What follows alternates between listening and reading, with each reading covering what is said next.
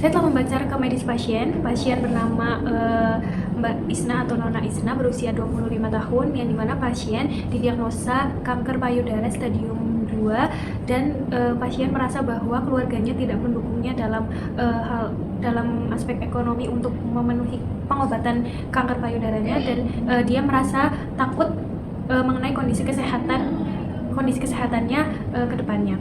Saya telah mempersiapkan diri, mempersiapkan lingkungan, dan saya siap bertemu dengan pasien. Nah, Pak Yesus, ya, perkenalkan Mbak Isna, saya perawat Salva. Hari ini saya akan menemani atau membantu Mbak Isna dalam menyelesaikan masalah-masalah yang Mbak Isna alami. Nah, nanti untuk waktunya sendiri kurang lebih selama 15 menit, dan saya pastikan obrolan kita nanti tidak didengar oleh siapapun dan hanya saya yang mendengar. Kemudian untuk tempatnya di sini saja, nanti Mbak Isna bisa menceritakan apapun permasalahan Mbak Isna kepada saya. Sebelum itu, apakah ada yang ingin ditanyakan terlebih dahulu?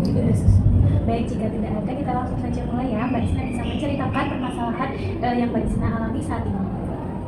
Gitu kan saya tuh didiagnosis kanker payudara ya. Saya itu masih muda, 25 tahun, tapi didiagnosis kanker. Nah, sejak saat itu tuh keluarga tuh kayak jadi apa ya, saya merasanya kayak dibuang gitu sus, karena kan misalnya pada pengobatnya itu mahal, kamu tuh mahal gitu-gitu. Jadi kayak saya merasa semuanya itu dibebankan ke saya, harus semua yang saya usahakan gitu.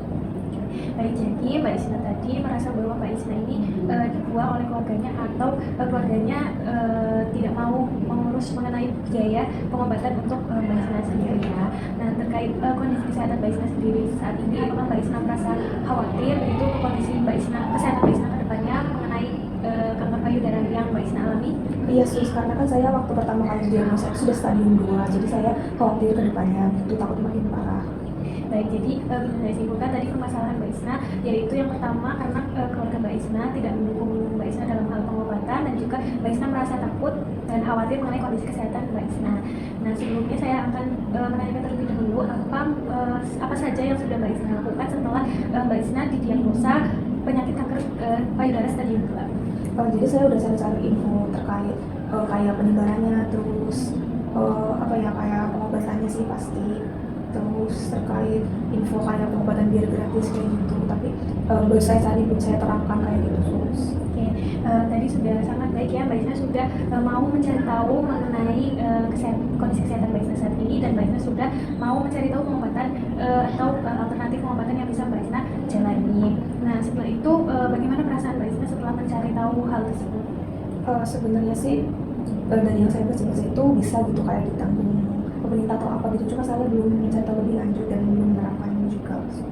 Baik, hal tersebut sudah sampai ya, Mbak Isna sudah mau mencari tahu mengenai pembiayaan mungkin yang bisa di-cover oleh pemerintah.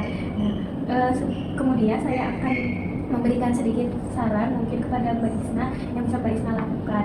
Nah, untuk mengenai keluarga Mbak Isna yang tidak mendukung, mungkin Mbak Isna bisa membicarakan melalui video call atau telepon, ataupun bisa melalui WhatsApp, dan Mbak Isna di situ bisa menjelaskan bahwa Mbak Isna sudah mencari tahu tentang BPJS atau pembiayaan yang bisa di-cover oleh pemerintah, agar pembiayaan pengobatan kanker payudara Mbak Isna itu bisa lebih ringan, dan keluarga bisa membantu Mbak Isna gitu. Kemudian untuk permasalahan Mbak Isna mengalami kekhawatiran atas kondisi Mbak Isna ke depannya, saya sarankan untuk Mbak Isna melakukan pendekatan spiritual, yang dimana nantinya Mbak Isna bisa beribadah sesuai dengan kepercayaan Mbak Isna, agar Mbak Isna merasa lebih tenang dan bisa lebih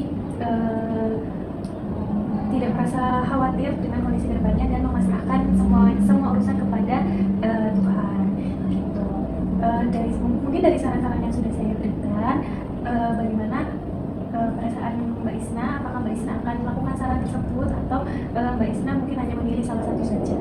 Mungkin saya akan melakukan saran tersebut Yesus, lebih mendekatkan diri kepada Tuhan, dan nanti saya akan mencari tahu lebih dalam dan mendaftar juga yang mengusahakan untuk biayaannya itu agar lebih ringan seperti itu, dan mencoba mengkomunikasikannya ya tadi lewat WhatsApp seperti itu.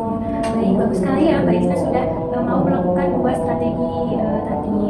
Nah, nanti untuk kedepannya semoga Mbak Isna ini bisa melakukan dua strategi tadi ya Mbak. Nah, mungkin permasalahan Mbak Isna sudah terpecahkan ya sekarang. Bagaimana Mbak perasaannya setelah kita berbincang-bincang tadi? Lebih lega sih sus, karena saya jadi yakin untuk mencari-cari